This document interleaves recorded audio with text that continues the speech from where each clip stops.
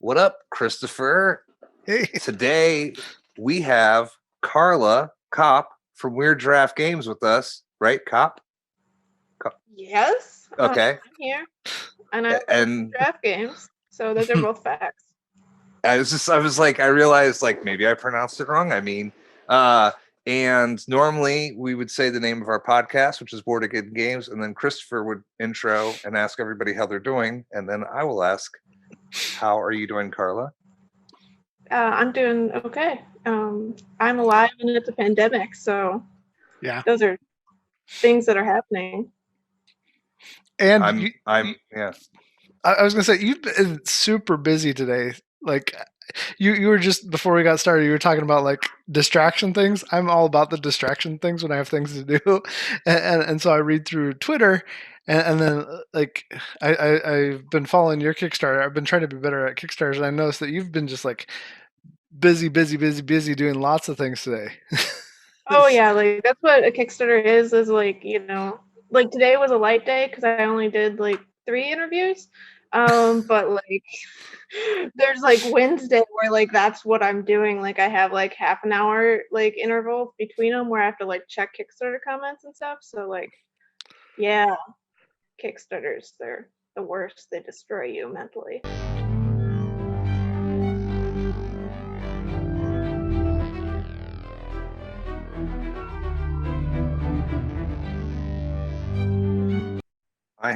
I have never done anything with a Kickstarter besides back it, fill out the backer kit, and then receive my product. I just pay. I don't want to interact. I read the updates sometimes.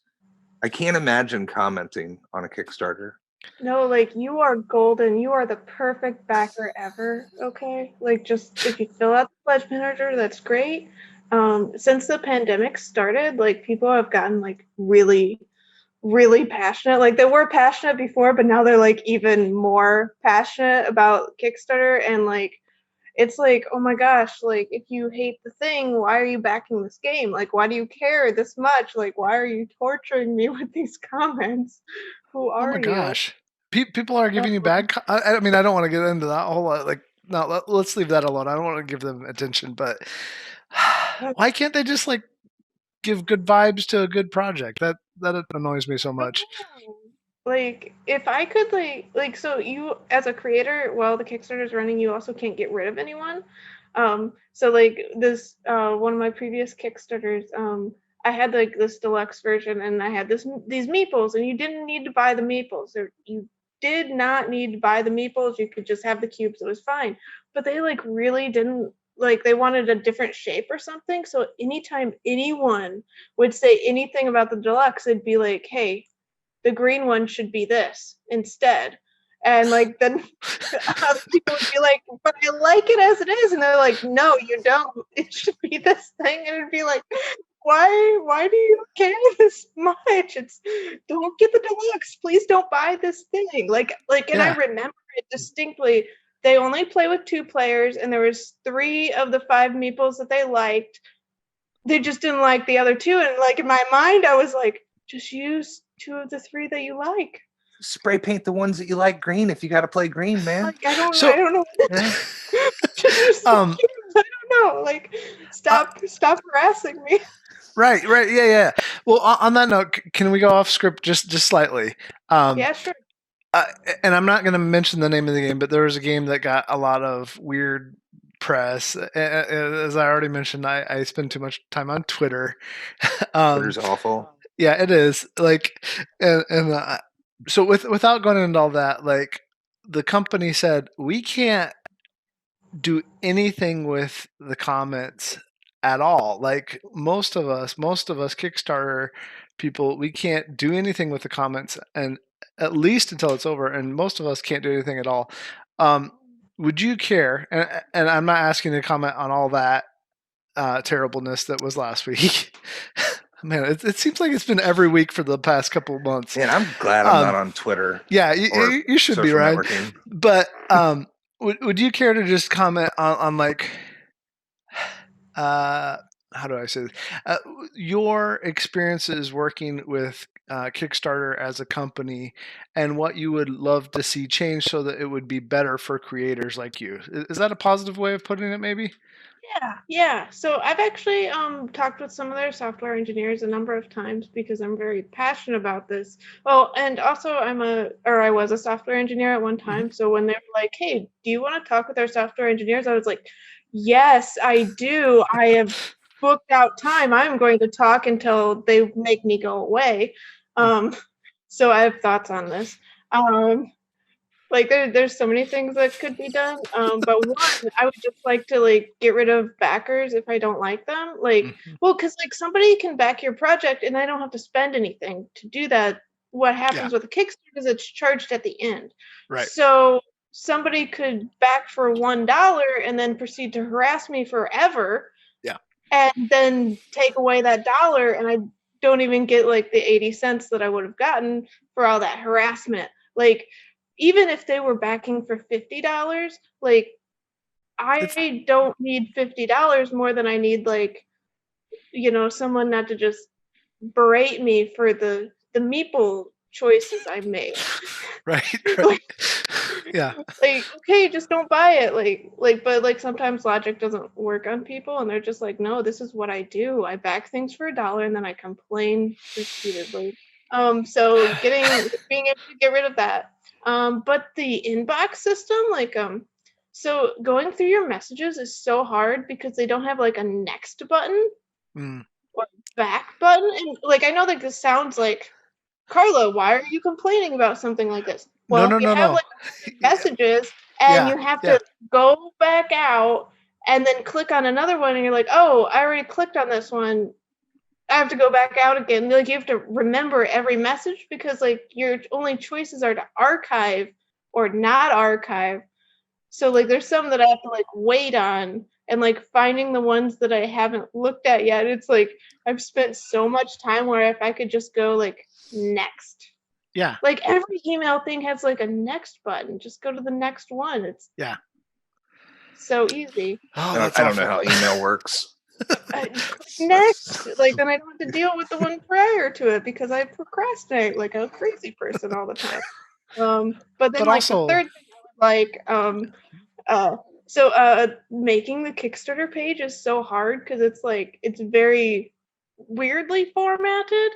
Like if you're making a page, like now I know like if I add a video or an image, it's going to add extra spaces and I have to leave those spaces there. It looks awkward and weird, but if I delete the spaces, I might accidentally delete the image because it's associated with those spaces. You can delete some of the spaces, but not all of them. They're like special spaces and it's like, I just want it to look a certain way, and why does this do it? Like we could just have BB code, which is like what you use on forums and stuff, and like it'd be perfect. Keep it super simple. Yeah. Like, everyone's used a forum, right? I would hope. But yeah, those were the 3 things that I'd like. That maybe they'll deal with at some point, but I don't know. It's not like they make millions and they're a not-for-profit or something. They what a profitable market, getting a cool 9 to 18% off of campaigns. And I love Kickstarter, but I don't know what they do besides platform. So, the platform. Like, I'm still going to use the platform because it brings in people and I get to like meet a lot of people that I wouldn't otherwise meet. Yeah. They used to have this really cool Kickstarter thing where it was like Kickstarter Live, where you could do like live streams and stuff. And it was like before this, like 2 or 3 years ago, and it was fantastic and I loved it. And then they got rid of it. I think I remember those. Probably because they got positive feedback. I don't know. It was really cool because like I could do live streams and I got to meet the backers and like I got to like really like know some of the backers and like I made like actual friendships and stuff just because I would be on there and like talking about the Kickstarter game and they'd be like, oh yeah, I like board games too. And I'm like, I love board games. And like, I don't know, I guess I make friends easily, but I thought that was really cool. Believable. I believe it. I believe you make friends easy. I mean, people that like board games are generally cool. Like, I would say like 80% of them are cool. So, yeah. No. Do you remember? So I had to go through my Kickstarter today because I just backed Gifts of Tulips, which is currently on Kickstarter for the next 16 days by Weird Giraffe Games. Google it, look it up. You know, we both backed it independently of each other before you confirmed. So, anyways, I also like to wait until like really I'm just cheap. So I like wait an exceptionally long time to back games. I have backed almost every Reaper pledge ever, Reaper Bones, and but it's always been at $1 so that I can add more.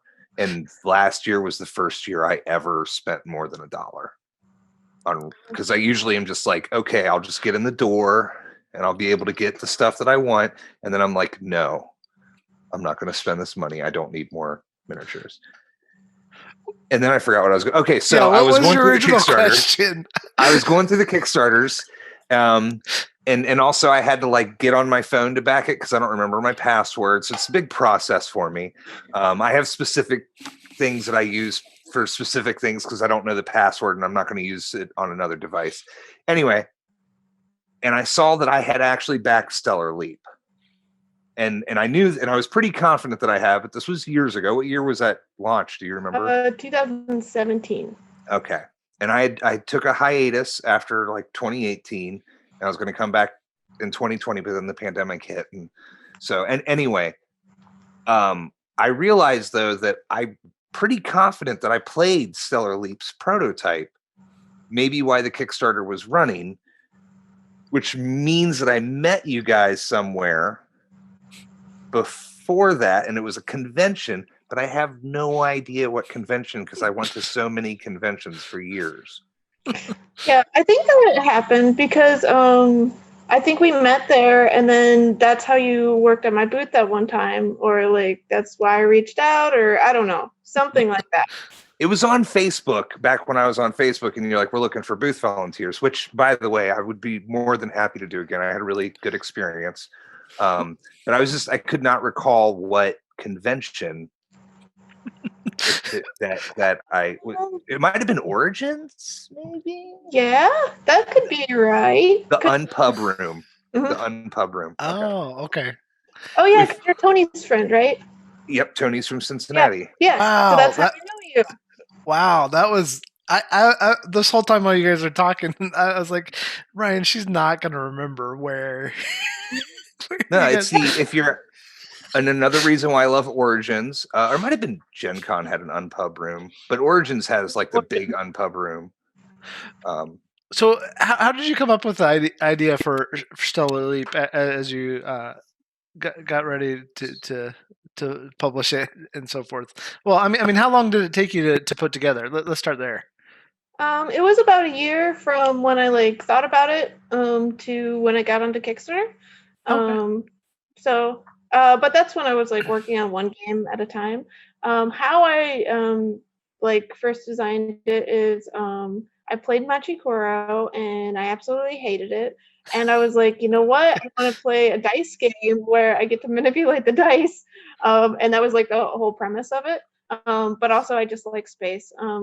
Like, I don't know if you know, but I live in Huntsville, Alabama, which is Rocket City. We have rockets everywhere. It's like a thing. So yeah, like I like space and Star Trek. So I was like, I want like the Star Trek friendliness of a game, but like Machi Koro with the dice, but you get to manipulate them and the dice actually do what you want. So yeah, that's where it started out with. Very cool. Yeah, inspirational story. Another one of our guests, Gary Chavez. I guess because he's an engineer, Air Force, and he likes rockets and stuff too. And we were talking about rockets for a little bit. Anyways, see again, stream of consciousness. That's only place that this is going. So that's where. Do you enjoy Discovery? Have you liked Discovery? I love Discovery. It's so good. Yeah, I just finished. Star Trek. Is it your favorite?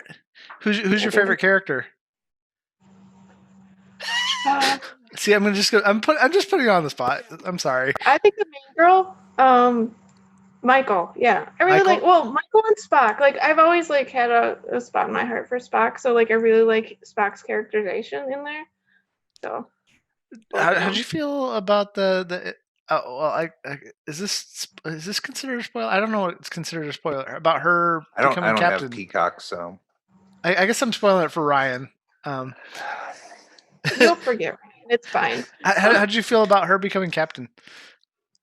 Um, Or did I just spoil it for you? I thought that somebody else became captain. The other girl. Never mind.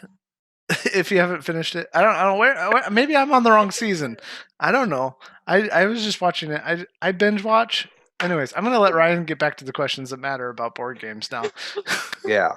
Like The Expanse. That's the best sci-fi show on right now. No, like the science is weird and it takes forever. And there's so many characters. Like, how do I care about anyone? That's the best part about it. It's called The Expanse because it's so big, and then it just gets bigger and bigger, and it's constantly expanding. It's like the universe in a TV show.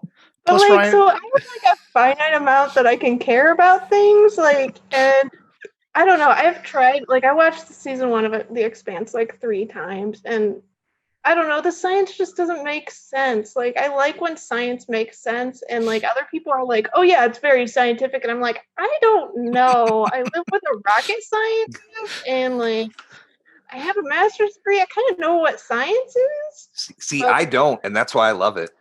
I don't know. It's just, and nobody's really likable. Like. Really? You don't? We won't get into all that. I get. Yeah.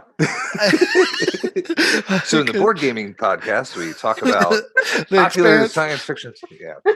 I've been trying to make my way back through Star Trek, and my daughter turned it off when I was watching it the last time, and that was years ago. And she was like, "You're not watching this because I want to watch something," and I haven't. Like it broke me. So like I haven't been able to turn it back on. And I really want to. And anyway, I'm so confused now about Michael. Carla, what's your? You don't have to talk about any gaming experiences that you've had with me. Besides me, what is one of your favorite board gaming experiences besides any game that you played with me? Besides that, so I've been playing Pandemic Legacy Season 0. Which is really good.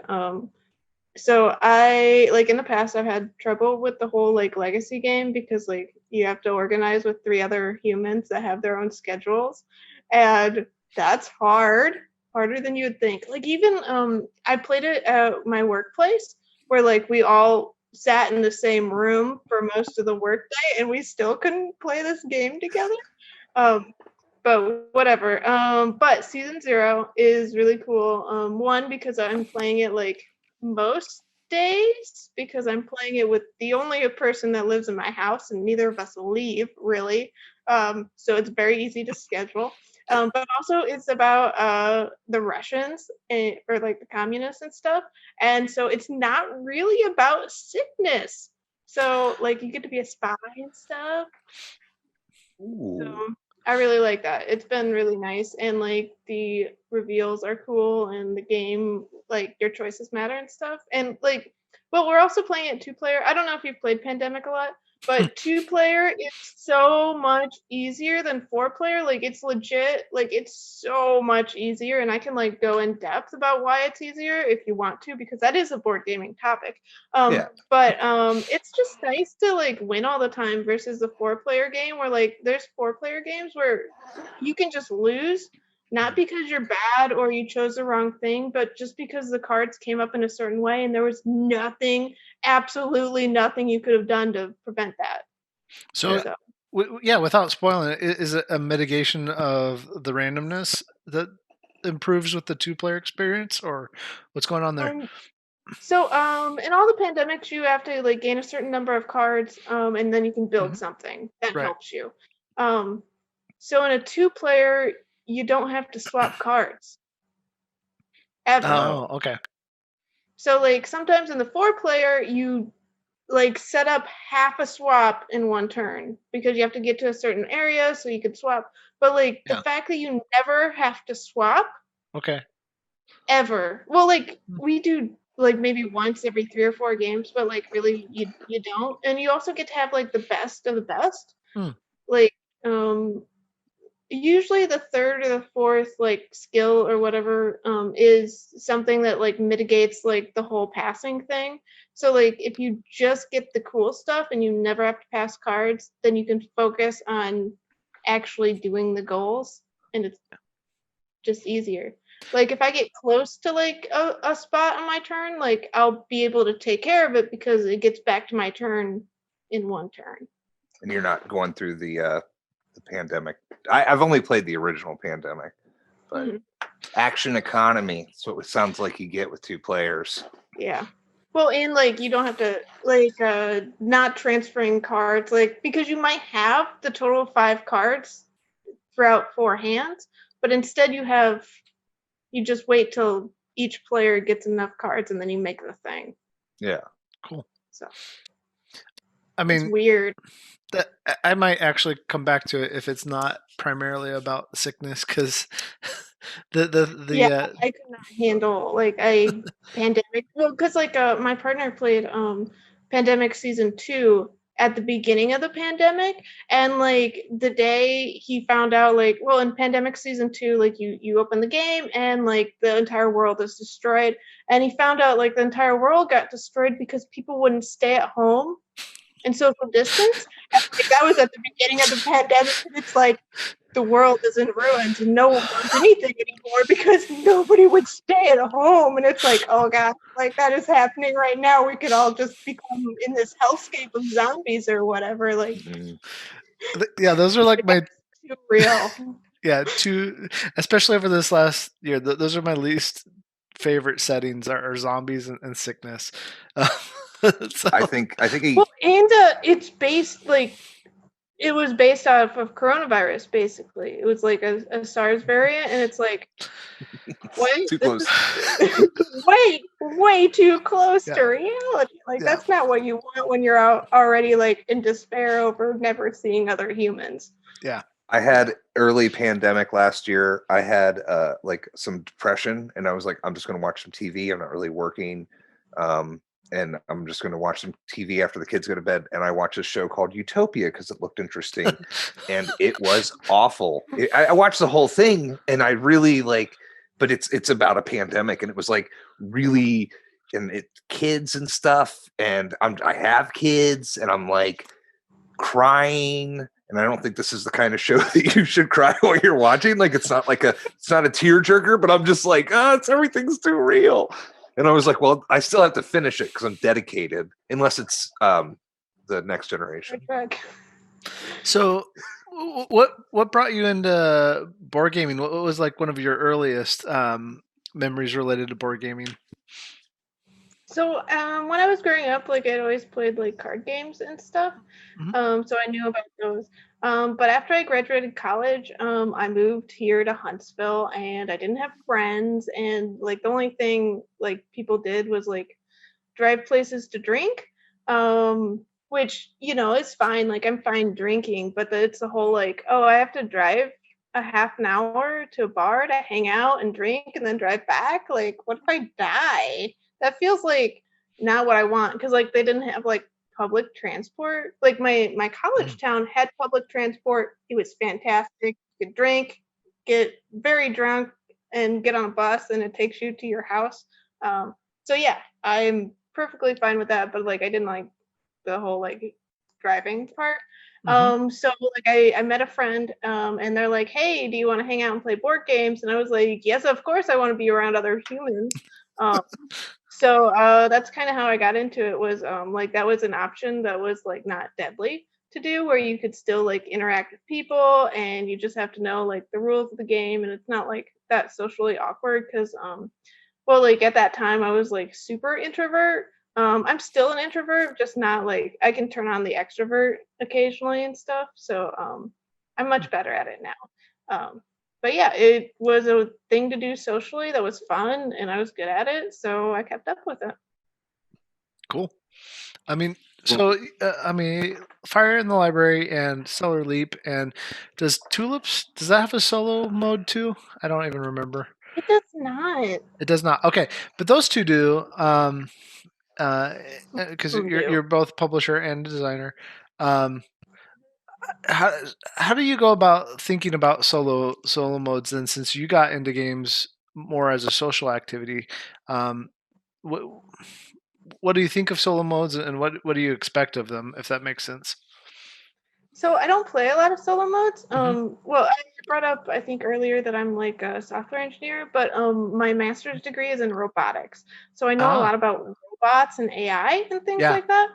So it kind of naturally goes into like when I'm making like a robot for a solo game, like I just like it's like making an analog robot, like just a very simple like if then statement or like series of if then statements. Right.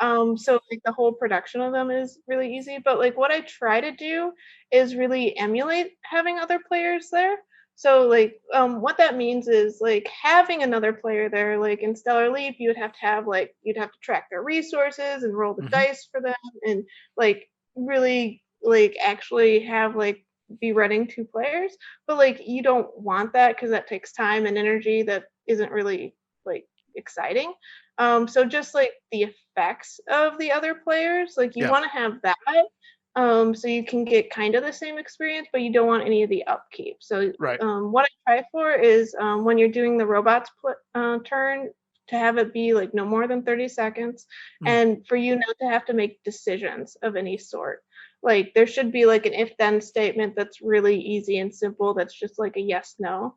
Mhm. So like you can do their turn and then get back to your turn real fast. Yeah, no, that's cool because like it's just interesting to hear your thought process because both involves the consequentialism as well as like let's keep it fun and it's entertainment, right? So cool, Ryan. I went off in another direction again. Where do you want to get back to? I was probably gonna make a stupid joke. That's kind of what I do. That's like my thing. No, like I, that's why I liked having you at the booth because like you were just funny the whole time and like sometimes you just curse at people and it'd be like, whoa, I wish I could do that. I can't because I run the company, but Brian, just let him do that. I the gentleman with the B game that I wanted to back. He when I first went to the booth, because I volunteered to run games, and then you're like, "Hey, can you cover the booth?" And I was like, "Oh, I've worked booths. Like I've worked a lot of booths." And I think at first he absolutely despised me. And then I think maybe later on, and it's been a couple of years, but I think maybe later on, I was also hyping up his game to passerbys and like getting some eyes on it and stuff.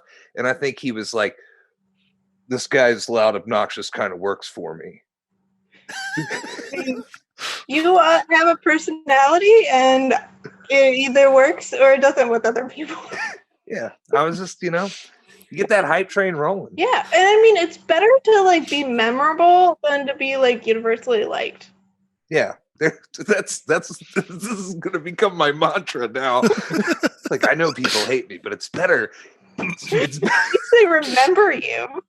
yeah, yeah. You're not just like gone the next day. That's what. Um, Yeah. So why don't we talk about tulips for a second then? Well, gift of tulips. I'm Ryan and I have the gift of calling things the wrong things all the time. Gift of Tulips, correct? Is the correct name Yes. of the game? Okay. So, what do you want to say about it? I was excited to see you hyping the purple train because purple's my favorite color. Um, but what do you want to say about the game? I know it's an all-woman team. Yeah. Go ahead. Um, there's a bunch of cool people on it. Like I made a team of all women, and we can still make cool things without male junk and stuff. What I like about the game is it's a give this game, so it's like kind of the opposite of take that. Where you're just giving things to people and they appreciate it. Like it's always a good thing if somebody gives you something. Hmm. But you just have to like think about like how much you're giving to each person. You'll get the most points from giving, but it's also an area majority game. So you want to have like the most of certain things at the end. Um, And it is based in Amsterdam, where my grandparents are Dutch. They came over from Amsterdam when they were little. So it's really been like a super passion project for me because it like whenever I would go over there, I'd see like all their Delftware, which is like the certain kind of pottery that's made in the Netherlands, and they have like the wooden clogs. And I always grew up and like I knew like if somebody had a windmill in their yard, like they were probably family. So like knowing all these things, I actually went to Amsterdam 2 years ago, I believe, and it was just like coming home. It was like the first place where I had actually felt like I belonged, if that makes sense. Like, I mean, I've always lived places, but like it was like I belonged in Amsterdam. Like that would be like if I could choose where to live, I would choose to live there. Or Hawaii because like weather in Hawaii is amazing all year round. So like those two places are kind of tied for me, if that makes sense.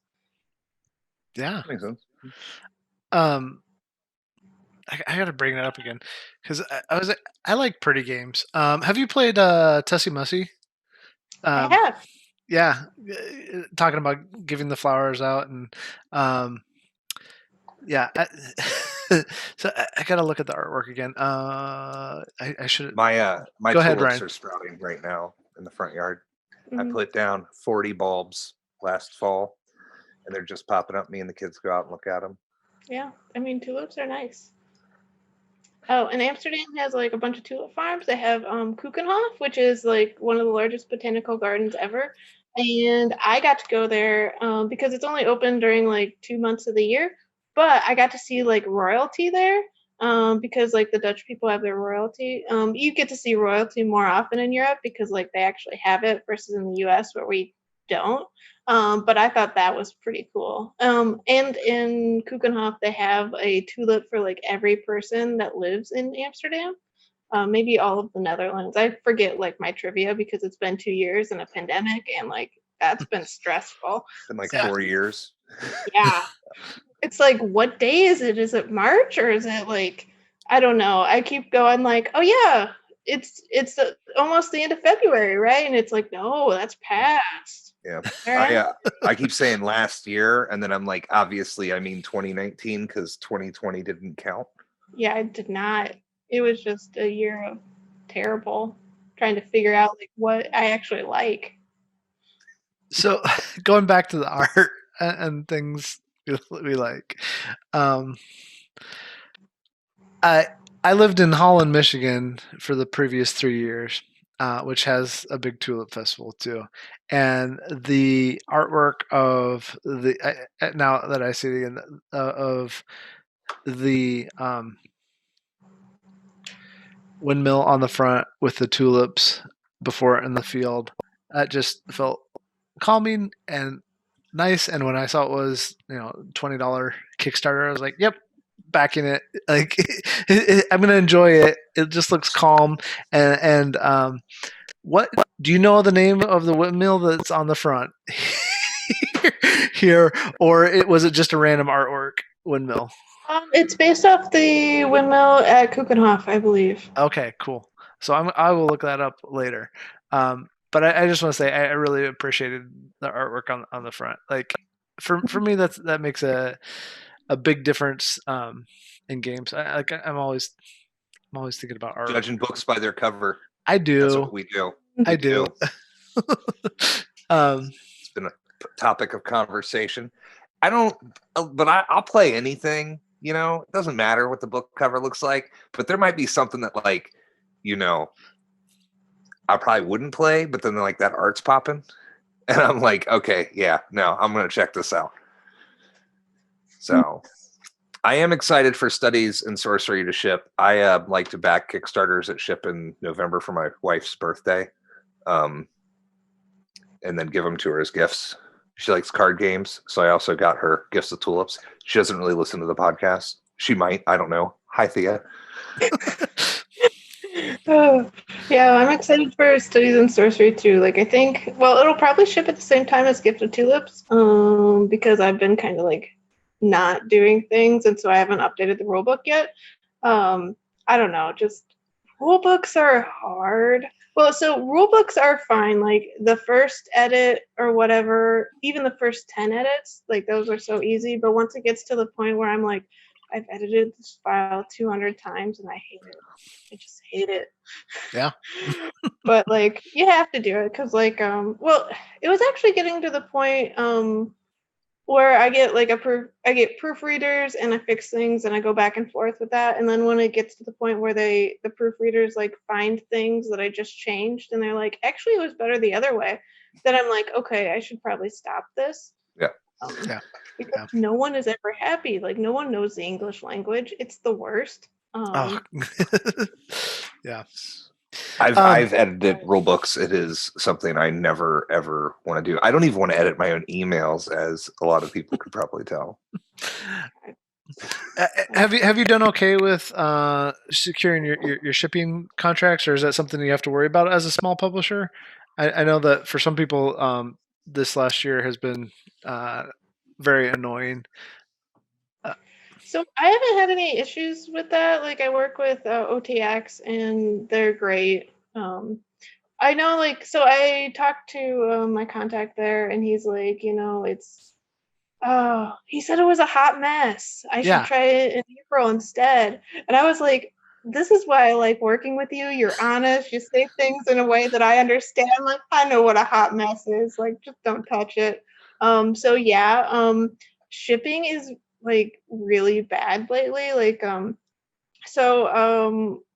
I recently did Tumbletown fulfillment, and that was about in November, probably. But the freight cost was about 3 times the price that I expected. Because like Tumbletown has the same box size as Stellar Leap. Yeah. Okay. So you would think the freight would be about the same, but it was literally 3 times the cost per game, which was not nice. Not helpful.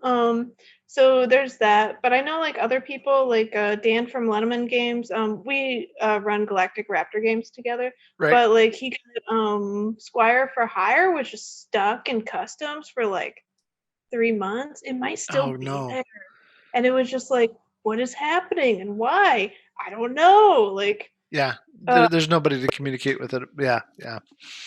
And then there's that guy in the comments section on Kickstarter. It's like, well, maybe if the meeple was a different shape, it wouldn't be held up in customs. I had somebody in the so like I did the worst thing. I told people what the boat was for Tumbletown, and they were tracking the boat, and they're like, the boat got to California, and Atlanta, California is 20 miles away, so they should be there by now. Why haven't you updated us?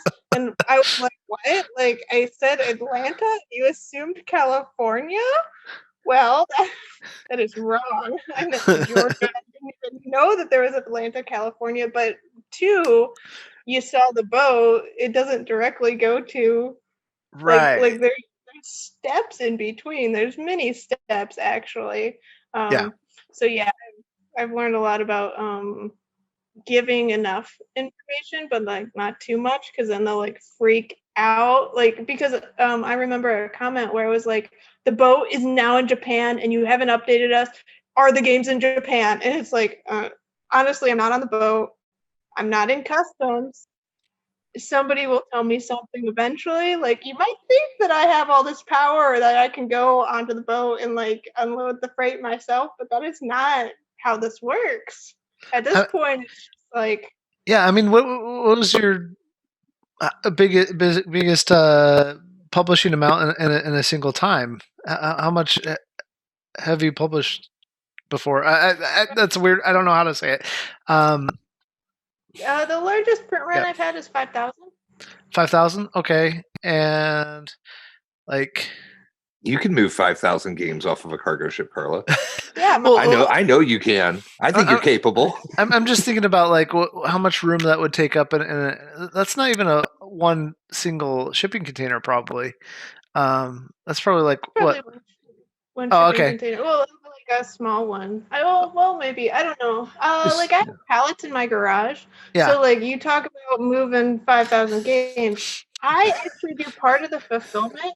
So like I work with Amazon, and one thing with Amazon is they have like a picking fee and they also have Yep. a barcode fee. Yep. So like with Tumbletown, I physically broke down a bunch of pallets. I would take out a game, put a new barcode on it, tape the expansion to it, and I did that for everyone's copies that got them in the US. Like that was literally well, one day it was a 10-hour day, and then it was also the next day and part of the next day because I was just like, I just want to get this done. I got a sunburn because I was outside in like December. Yeah. Whatever. It was a lot. And not diminishing your work or your company. Go ahead. I didn't mean to interrupt you. Oh, I just made a joke. I save by putting on the barcode myself. I save 25 cents each. I mean, that's a huge deal for a small publisher. Yeah. Like, Yeah. no. My point in bringing up the shipping container size and all that is like, I don't think people understand like basic math. Like you're one company among hundreds. Well, you just get a U-Haul. You drive from Alabama to California or Texas. Yeah, just you go. You pull into the dock and you say, "Hey, where's my shipping container at?" And they're like, "Right there." Right there. And you just pull that up to the ship. Right. Toss them down to you. A couple stories. Like I don't know what people think. You could probably put the stickers on there as they're throwing them to you from the ship. Save a step. So, where do you want to see board gaming and tabletop gaming and the whole thing? Where would you like to see it in the next few years? Where would you like to see it as a hobby grow? I think that it's really cool to see your company thriving. But what would, just personally, what would you love to see happen in the next few years? I'd love if like all the like this last week was like there was things on Kickstarter where like people weren't happy with the board game cover, and then they're like, hey, nobody's listening to white men talk about anything, and also Ryan doesn't know any of this. And, and it's like, if you knew Elizabeth Hargrave, you'd know that she is a very nice and smart person. She is fantastic. Yeah. You shouldn't say those things about her. But like, it would be so cool if like things like that never happened. Like if there so this pandemic has been especially hard because like people have been saying and doing things that are very terrible, and like every week it's like, oh, somebody else is a Nazi or something, or they're hardcore racist, or something like the Fun Again Games guy that's like, you can't live in wedlock, you I totally forgot about that stupidness. Oh gosh. What if we didn't have that for like a year? Like nobody said anything that was like all that bad? Yeah. I mean, like, it's such a low bar. Like, why? Like, oh gosh. But yeah, no. I went on to Twitter like last week. I logged in and I saw like a tweet by a congressman, and I texted my group chat a picture of the tweet, and I was like, "This is why I can't go on Twitter." And then I think I wrote a limerick about him, because that's what I decided to do with my anger about something racist and dumb that they said. And a friend of mine in the group chat actually texted a screenshot of another friend of ours dunking on that guy in Twitter. And so that but I can't do it. I don't know how. There's too many, and this is a lot of privilege on my part, and I know it, but I also get very, very angry about bigots. And I found out a lot of people I know that are bigots. And I used to be like kind of bridging social capital and try to have calm conversations now. And now I'm just like, hey man, I don't have the patience for this. And like, I have like a temper. So like, keep your bigotry like away from me. Cause like, I'll just knock people. Probably shouldn't. Yeah. Sorry. And that's like a weird thing to say, like, but that's why I can't be on Twitter because I tell my wife, I'm like, I'm gonna get back on Facebook. She's like, no, Don't you're get not. on it. Don't get on do it. it. Don't do it. Networks. She's like, you are not allowed on Facebook.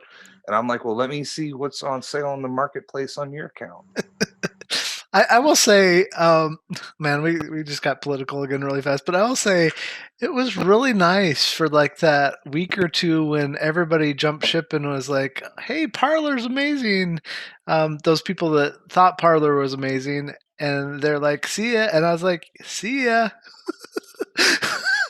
But like there was a whole lot more of just like just people being nice to each other, but it seems like they're starting to come back. I hate being on Facebook. You're right, Yeah. Ryan.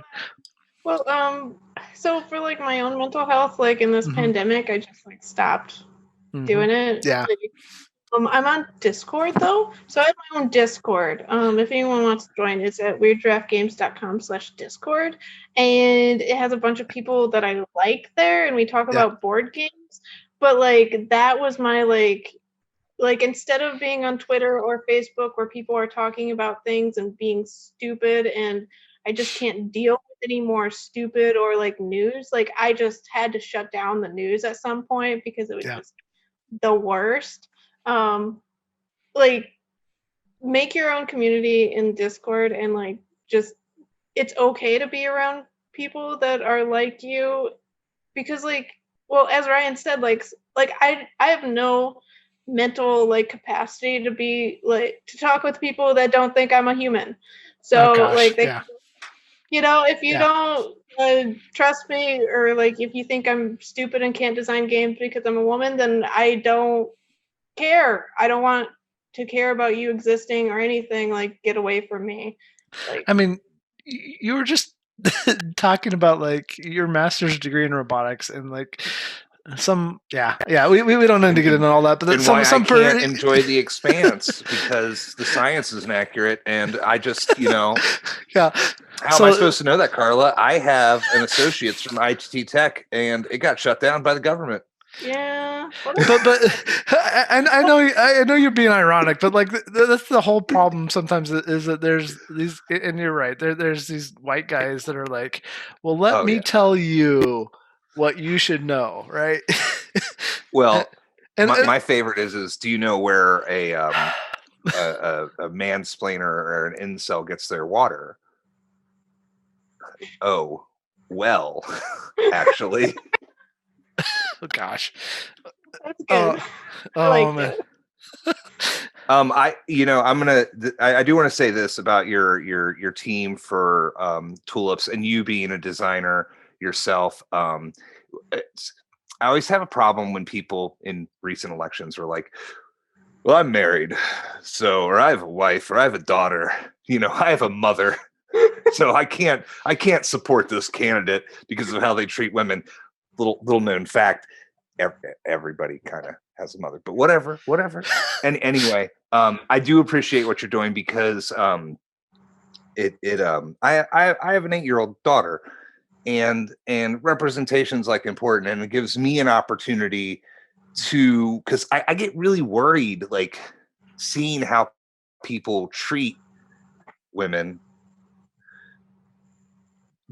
anything, and then having my kid, like I can do what I can, but then having other people actually going out making strides and doing this stuff, it creates examples for my kid, and selfishly I am very thankful for that, because then I can give my children examples of like accomplished individuals that represent them. That So like that was part of why so like at one point in time I was just like a symbol. I was like my logo, and that was actually a really nice part of my life, like being a logo on Twitter, because nobody ever explained anything to me. But then I started using my picture so that people would know like who I was and what I looked like, and then I started getting so many explanations that I never got before. Oh gosh. Like just being out there and doing things like it's so important. Like I've been on a number of panels that were just all women talking about something. It didn't matter what it was, but the goal was to never talk about how we were women. Like I've been on a panel like talking about being an introvert at conventions or about prototyping, like things like this, and like just going and being part of these things where it was like, hey, we're all women and we're just going to teach you about a thing because we're knowledgeable and good at things, and we're here to help. Like it's things like that that have also really helped, and like just showing that like, hey, we can be here and we're visible. Um, like it is easier for a lot of women just to be like icons because like that's the internet. But things are changing because there's enough people that are out there and being very visible. Much like Elizabeth Hargrave, like she stands up for so many people and just tries to like ask the questions of like, hey, do we need to see like that much cleavage, or like is that a realistic pose for a person? Like does it need to be like that? And like she gets a lot of flack for it, but like it's helping out. So it's very important. Yeah, I think it's the visibility that I really appreciate because, like, I don't know, my kid says stuff. We got in an argument. She was like 3 or 4 about Rainbow Dash being a dude. She's like, Rainbow Dash is a boy. I'm like, Rainbow Dash is a girl, man. Like, what are you talking about? Like, My Little Ponies are all females. Like, they designed the show. And it was like this big ordeal, but she couldn't think that, like, I don't know, because it was sporty or something. I'm just very confused by it. So she's like gendered Rainbow Dash, and I'm like, I don't think that's now it's not an issue. Now she's like, oh yeah, but when there's self-doubt and stuff like that comes up with her, I can just be like, what are you talking about? Like St. Vincent's like an amazing guitar player, and she's a girl, like I know people who design games, like you can do that if you want, like all of this different stuff. So And well, like that's the kind of thing like why I try to do like with Gift of Tulips. I could have chosen anyone to be like the editor or graphic designer, and I was like, hey, what if I just got an all woman team because I can. So like my next game after this is made by Fortessa Elise, and I'm doing about the same thing where I'm trying to just everyone that's part of it is going to be diverse because I can make that choice and I can show people a team of diverse people that make cool games. And if I just keep doing this, like it won't be the only one. I was actually making a joke earlier when somebody pointed out like that Gift of Tulips had an all woman team, and I was like, yeah, it might be the only game ever. it probably is. Well, like maybe. Well, because like, how many publishers are women? Yeah. Like, there's some, but like the publisher and the designer and the graphic designer and the illustrator and the editor and stuff like I had to actually try for a lot of these positions because like I have like my go-to graphic designers and editors and stuff, and I was just like, hey, I could do like the extra step. Earlier this year, or I guess last year, where we all the Black Lives Matter protesters and stuff, like it made me realize that I didn't employ any Black people. So like I went through it was actually really cool on Twitter because they had the drawing while Black hashtag, so I could go through and find all these amazing Black graphic designers and illustrators and just know who they are and reach out, and like now I'm employing them, and that it really helps, namely because the one way to like really show somebody that they belong in like a certain industry or a certain area is to pay them money. Absolutely. Yeah. Like you can't just expect them like last year with Origins where they had like all these Black content creators, but they weren't paying them anything. Just expected all this free labor, and it's like that's not something you should do. Like that's why they had all the fallout and stuff from Origins. But yeah, like if you can like make sure to like pay money to Black creators, like designers, like find Black publishers and women publishers and buy their games. Like I'm sure like there's some games out there, like if you look into them, you'll like them. But like that's how to tell them that like, hey, I think you belong. I'm gonna give you money and buy your games and products. I mean, yeah, that's awesome. I think I made that face because I honestly I can't, like, I don't keep up with board games as much as I used to, but I don't think it's a joke to say that this is probably the first all-female designed board game. I can't, like, it seems like unless there was like a very, very, very small team, I think there's been some games where it's like they designed it and illustrated and published it. Like I think Liberty, I forget her last name, but she did Crystallo. Okay. But she ended up getting a publisher for it, but like she did most of the work. But like like for a bigger team, yeah. Like as soon as you get like 4 or 5 people, like what are the chances? Unless they did it deliberately. That's like what RGB said, man. They said, "Hey, how many Supreme Court justices should be women? What would make you happy?" And she said, "All of them." You know, I mean, they've all been dudes at some point, so why can't they all be women? You know, it doesn't seem abnormal. I'm fine with it. Well, is there anything else you want to? Sorry, getting political. we want to. I mean, we got political tonight. I mean, just by addressing these topics. I mean, just by having you here. But I think we would rather have you be part of our podcast and get political that way than. Man, you can't not exist. You can't. Yeah, I know that's just. I'm not going to try to explain. But I'm on day 5 of like quitting smoking, so I'm just like all anxiety and verbal. Just I have like, and I don't talk to anybody besides my family. I talked politics with my neighbor yesterday. She's pretty cool. She's older. She's nice, but I definitely like I went on a tirade. And I was like, sorry, like I'm going through some nicotine withdrawal right now, but I was like angry. Not at her, but just in the yard. I was like helping her out. I go over there and do neighborly things. It makes me feel real nice. That's because you're a nice person. Yeah, so, I'm memorable. Carla, is there anything else you would like to share before we wrap things up? I think that's about it. If anyone was interested in Tumbletown, it's nearly sold out, so get it while it's hot and still available.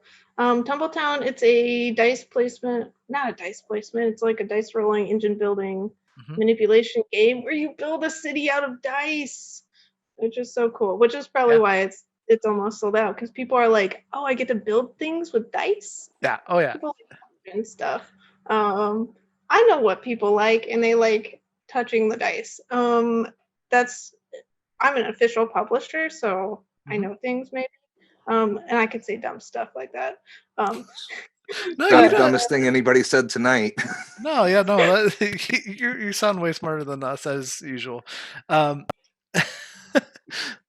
Thank you so much for being part of what we're doing with the podcast and everything else. And best of luck with all you do. And hopefully we'll see you at cons at some point. Yeah. If you guys get me on your booth, I don't even need another shirt. Well, we have a new logo now, but maybe you could just rep the old logo. There you go. Yeah. The new one's cuter. The new logo is cuter? Oh, yeah. I've seen it. It's on all your marketing that I look at. Put it everywhere. But we'll be at conventions and stuff. Hopefully not this year, because like I can't imagine. I want to get a vaccine, but I also don't want to get sued in case somebody dies, or like I don't want to be the reason why somebody dies. Like I think that would just destroy me a little, or maybe more than a little, a lot. So hopefully the cancel origins, maybe deeply. But if people like to work at conventions, I'm always looking for people, because I have new games and we have to be like friendly and nice. Except for Ryan, who's allowed to like curse at people. Happy. I mean, it wasn't like hard expletives, was it? I don't know. We don't curse on the show, but I might have. I get all worked up and then I just start going. I just try to remind Ryan, remind Tallulah, like imagine if Tallulah ever wants to listen to these for posterity, and that's how he. Yeah. I just pretend my kids are my daughter's 8. She has never cursed, and you have met me, and I don't curse around my kids, and people who have met me are like, you don't curse around your kids, and I'm like, yeah, I only curse around adults, but when I do, I just you get it out there. Get it all out. Oh Thank you so Yeah. much. Yeah, thank you all for having me. Appreciate Yeah, it. thanks, Carla. I'm glad I got to see you again after like years. So I'm glad you're doing well. I'm excited to get these games in the mail. Combine mine and shipping. I just like it easy, man. Just easy. Whatever's easy. We'll see.